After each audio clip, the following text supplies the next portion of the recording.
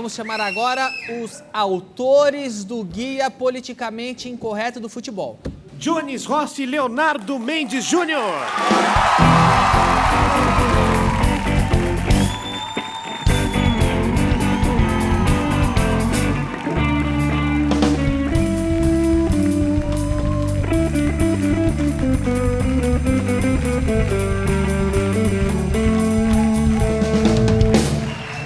Jonas e Leonardo. Quem é o Jonas, quem é o Leonardo? Leonardo. Leonardo. Jones. Jones? Isso. Eu falei Jonas. Todo mundo fala Jonas. É? Pô, eu sou igual todo mundo. Vocês são autores do Guia Politicamente Incorreto do Futebol. Tem muitos mitos politicamente corretos no futebol? Muito. O que mais tem, muito mito, muito lugar comum. Futebol é o reino do boca a boca, né? História que vai passando de pai para filho, na arquibancada, no jantar de domingo, no almoço de domingo. Então, tem um prato cheio aí, uma seleção bem ampla de mitos que a gente está tratando de derrubar no livro. O tal gol de placa do Pelé, se contar todo mundo que viu no estádio, dá uns 3 milhões de pessoas que estavam lá e viram, né? Nem existe tanto torcedor do Santos assim, né? Exato, mas umas 3 milhões de pessoas. Agora, de onde surgiu a ideia de fazer um livro com esse tema? Vocês amam futebol? Bem, a ideia surgiu numa mesa de bar com o Leandro Narlock, que ele... Vocês são cachaceiro. Tá. Não, a gente tava bebendo cerveja, óbvio. O Narlock, que é o guia O guia politicamente correto da história do Brasil, da América Latina, da história do mundo. E a gente sugeriu para ele fazer um guia politicamente incorreto da Copa, da história das Copas. E ele meio que não deu muita atenção na hora e a gente achou que, enfim, ele tinha se perdido a ideia. Só que um ano depois ele mandou um e-mail para a gente dando a ideia de fazer. Provavelmente ele até pensou assim, putz, eu tinha uma ideia genial, por que vocês não fazem um Isso guia? que eu falei. Eles mandaram para vocês uma ideia que vocês mesmos tiveram. Legal, bacana, e aí? De fazer o guia politicamente correto do futebol. E daí, pô, claro que a gente aceitou. Os dois gostam de futebol ou ou os dois aceitaram? Não, os dois desde sempre, de acompanhar futebol, de jogar. A diferença é que eu trabalho praticamente minha carreira inteira com futebol, o Jones pouco tempo. De profissão são jornalistas? Isso. Ok. Por exemplo, toda vez que eu ouço uma discussão de futebol, todo mundo fala, o problema é que hoje em dia os jogadores são tudo mercenário, só jogam por dinheiro. Antigamente eles jogavam pela camisa, agora só jogam por dinheiro. É verdade ou não? Não, essa história é a maior balela que existe. Uma das histórias que a gente conta no livro, que é sensacional, deliciosa essa história, é a do Floriano, que era jogador do Fluminense. Ele se transferiu para o América para ganhar mais. Isso nos anos 20, anos 30, em 1928, né? Isso aconteceu. Já? E ele, sempre antes do jogo, ele ficava doente. Pô, mas o que tem o Floriano? Tô com uma gripe. Ele enrolava uma toalha na cabeça, e como se tivesse com gripe, acometido de um mal, sei lá, qualquer. E daí eu ia lá o Lafayette Gomes Pedrosa, o presidente do América na época, pelo nome você já vê que era cheio da grana. Ia lá e dava nota de 100, curava ele. Como que ele curava? Né? Um antibiótico chamado... 100 mil contos de réis, 200 mil contos de réis, até 500 mil contos de réis, ele curava o jogador. Isso em 1928. Por que o jogador de futebol é feio ele mudar de time para ganhar mais dinheiro? É uma questão de mercado, né? Qualquer profissão, se alguém, todo mundo que está na plateia aqui, independente de onde trabalhar, se chegar, alguém paga o dobro, não, vou ficar na minha empresa por amor à camisa. E por que isso é um crime aqui, né? Pois só com futebol parece que não pode, né? E jogador de futebol, como todo mundo, né? Gosta de dinheiro e gosta de mulher também, né? Muitos jogadores depende do jogador, né? Muitos São entram Paulo, no futebol né? também pensando em... É o torcedor mesmo, às vezes. Não gosta. Atraídos por esse status que jogador de futebol tem de pegador, né? A gente conta... Agora vem cá, a Copa da França, final, foi 98? Sim. O Brasil entregou mesmo a final ou não? Claro que não. Claro que não. É a coisa mais...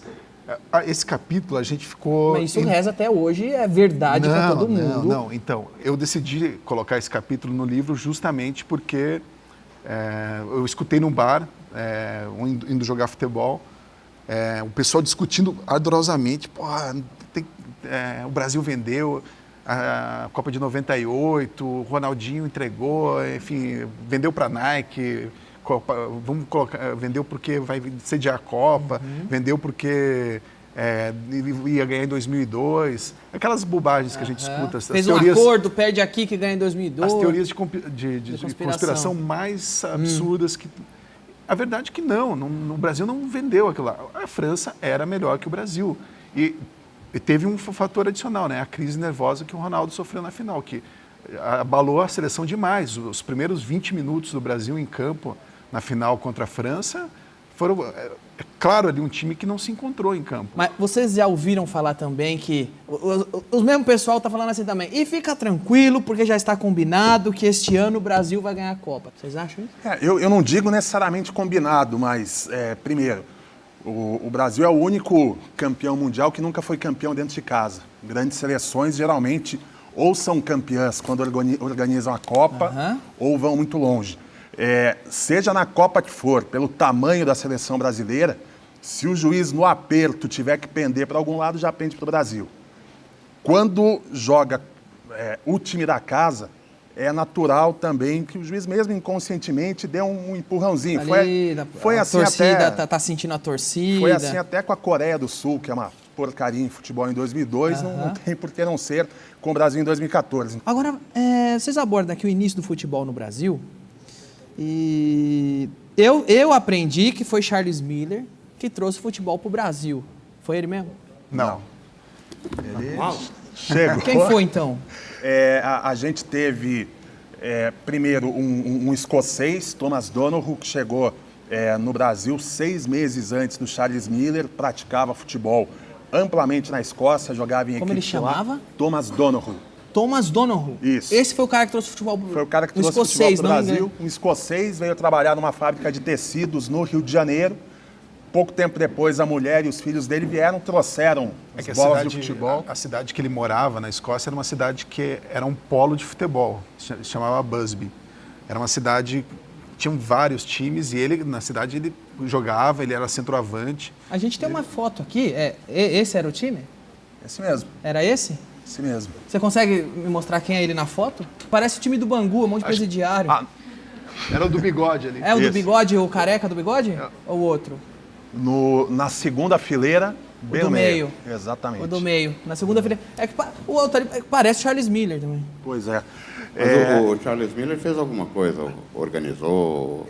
Esse que é o mérito do Charles Miller. Ele dá pra gente dizer que ele foi o primeiro cartola do futebol brasileiro. Ele teve a preocupação de registrar em súmula o primeiro jogo organizado por ele e teve a preocupação em formar um clube e foi muito útil para a prática do futebol se tornar frequente aqui no Brasil. Agora, tem uma lenda também que a melhor seleção brasileira que já existiu foi a de 82. Algumas pessoas com um problema sério de sanidade mental falam essa besteira que é gigantesca. Você acha que não foi? Desculpa. Não. Putz, isso não dá para falar. Uma pessoa que entende de futebol não pode falar isso. Por que não? Todo mundo fala isso. Isso daí é aquele sujeito que quer pagar de sabichão, sabe? De futebol. O underground. Eu sei o que eu estou falando. E qual foi a melhor? A que ganhou a Copa nos Estados Unidos foi melhor do que a de 94? Foi melhor que a de 82? Olha, eu acho que a seleção de 94 foi melhor que a de 82. Todo mundo fala que foi a pior que já teve, né? A pior é da Itália, de 90. Né? Tem gente que tem até vergonha de dizer que o Brasil ganhou a Copa de 94. E aí é uma incoerência muito grande, né? Porque invariavelmente quem senta o pau na seleção de 94 paga o maior pau para a Espanha de 2010, diz que era futebol bonito, bem jogado, posse de bola.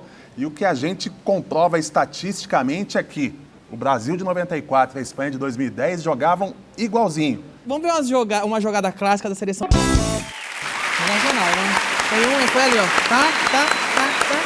Gol do Carlos Roberto, inclusive. Essa jogada é o ápice da história do futebol mundial. É a mais perfeita que é a mais perfeita, é a jogada mais linda, mais plástica. Se o futebol mundial teve um auge, foi aqui, nessa jogada. Vocês acabaram de ver a maior jogada da história do futebol. Eu acho que a seleção de 82 é melhor que... Pra gente encerrar, uma questão muito importante que precisa ficar clara. Quem é melhor, Pelé ou Maradona? Pô, O melhor é Del Pelé, né? Continua sendo Pelé. É? Pelé é melhor. Você acha? Sem dúvida. Agora, também tem muito mito em torno dos dois, né?